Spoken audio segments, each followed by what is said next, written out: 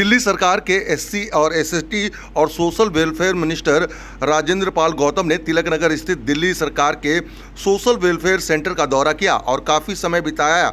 उन्होंने इस दफ्तर में उन कर्मचारियों के साथ न सिर्फ समय बिताया बल्कि उनके साथ कंप्यूटर पर बैठकर पेंशन के लिए जरूरत दस्तावेज के साथ साथ अन्य काम को भी बारीकी से परखा। दरअसल कुछ समय पहले साउथ दिल्ली में ऐसा ही गिरोह का भंडाफोड़ हुआ था, जिसमें ये पता चला था कि दिल्ली सरकार की ऑनलाइन पेंशन स्कीम में गलत कागजात देकर लोगों के पेंशन बनाए जा रहे हैं और इसके बदले उनके पैसे भी ठगे जा रहे हैं। इस दफ्तर का दौरा करने आए मंत्री राजेंद्र पाल गौतम ने कहा कि एक तो बुजुर्ग दिव्यांग विधवाओं को पेंशन में लोगों को किसी तरह की कोई दिक्कत ना हो, परेशानी ना हो, और साथ ही साथ किस तरीके से जो उनके अधिकारी हैं वो काम कर रहे हैं उसको भी उन्होंने देखा।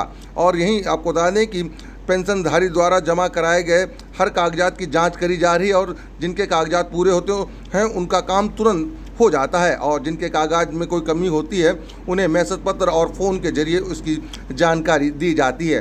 तस्वीरें हम आपको दिखा रहे हैं कि किस तरीके से यहाँ पर जो अधिकारी जो हैं, जो लोग काम करते हैं दफ्तर में, उनके साथ बैठकर किस तरीके से बारीकी से पूरे काम को जो है समझ रहे हैं राजेंद्र पाल गौतम। जी हाँ, तस्वीरें हम आपको दिखा रहे हैं किस तरीके से यहाँ पर देखिए कि किस जो दफ्तर है उसमें ये बैठे हुए हैं। किया था 18 अगस्त को, तो ये पैन कार्ड लगाया था डिजीज जो एक्सपायर हो गया उनका, तो ये सर 5/12/1953 का।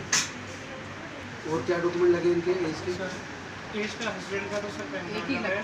सर, तो एक लगाते हैं सर, चाहे पैन लगा देते हैं, ड्राइविंग लाइसेंस हो गया, voter I D sir card. इसमें आधार नहीं है एज प्रूफ एक्सेप्टेबल, उसके अलावा आप कुछ भी लगा सकते हैं। ये तो आधार ही है। नहीं, पैन था। ऑनलाइन अप्लाई है। हाँ सर, ये सिटीजन कोड होती है।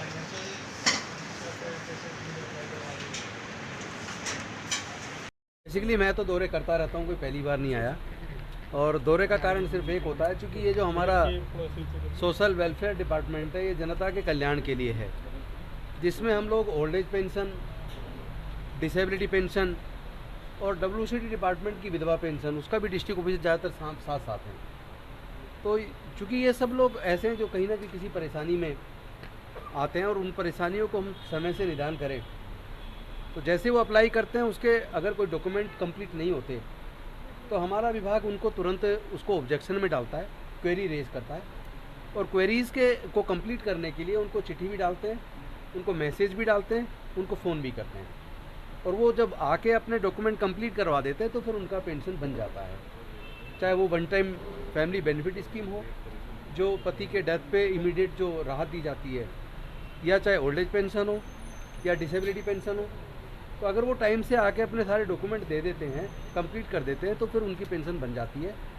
और अगर नहीं देते हैं तो कुछ टाइम इंतज़ार करते हैं, क्योंकि चिट्ठी भी भेजी है, फ़ोन भी किया है और मैसेज भी भेजा है, उसके बाद भी नहीं आते तो एक समय के बाद इंतज़ार करने के बाद ऐसे केसेस को रिजेक्ट कर दिया जाता है। अदरवाइज वो पेंडिंग दिखते हैं, क्योंकि ऐसे कुछ केसेस भी पकड़ने में आए जहाँ लोगों ने कुछ फर्जी डॉक्यूमेंट बनाकर और वो किसी साइबर कैफ़े से मिल के, ऐसा एक साउथ में केस आया जिसमें कुछ लोग अरेस्ट भी हुए।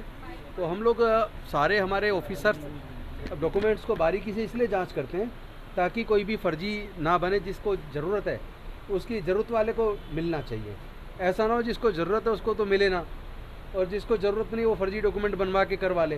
तो हम ये कोशिश कर रहे हैं कि एक भी फर्जी पेंशन किसी की ना बने और जो ज़रूरतमंद है उसको ज़रूर टाइम पे उसकी पेंशन मिल जाए। उसी के तहत लगातार हम लोग सारे डिस्ट्रिक्ट जो हमारे डिस्ट्रिक्ट ऑफिसेज हैं उसके अंदर विजिट करते हैं और अपने ऑफिसर्स को सेंसिटाइज करते हैं।